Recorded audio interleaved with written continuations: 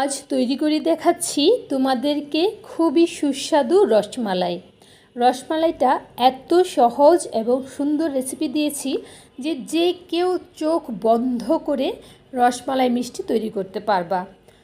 এই জন্য তোমার বাড়তি কোনো উপকরণের দরকার হবে না, শুধু বাসার মধ্যে থাকা গুঁড়া দুধ, বেকিং পাউডার, চিনি, দুধ এবং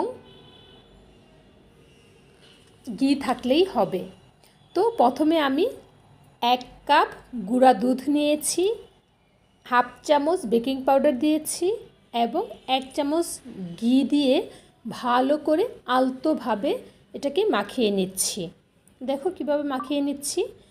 মাখানো হয়ে গেলে আমি আরেকটা বাটিতে ডিম ফেটিয়ে রেখেছি। তো আমার মাখানোটা প্রায় হয়ে এসেছে।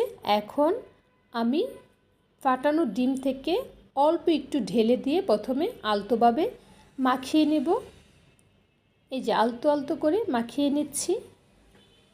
মাখানো হয়ে গেলে আমি বাকি ডিমটা দিয়ে ভালোভাবে মাখিয়ে রেখে শুধু হাতটা ধুয়ে এসেই তুমি মিষ্টিগুলো বানাতে পারবা। তো আমি রেখে আরেকটা পাতিলে দুধ জাল করে নিলাম, একদম বলক উঠিয়ে আমি মিষ্টিগুলো বানিয়ে রেখেছি। এই যে এখন আমি মিষ্টিগুলো দিয়ে দিচ্ছি, দিয়ে বারবার ঢাকনাটা দিয়ে একটু জালটাকে বাড়িয়ে দিয়ে আমি 2-3 বার এরকম ঢাকনা খুলে রান্না করব। রান্না করে তারপর কিছুক্ষণ ঠান্ডা করে ফ্যানের বাতাসে রেখে দিয়ে ঠান্ডা হয়ে গেলে তুমি পরিবেশন করতে পারবা বা ফ্রিজে রেখে ঠান্ডা করে খেতে পারবা, সেটা আরও সুস্বাদু হবে। আর মিষ্টিটা কিন্তু চুলাতে দিয়ে একদমই চামচ দিয়ে কিছু দিয়ে নাড়াচাড়া করতে যাবা না।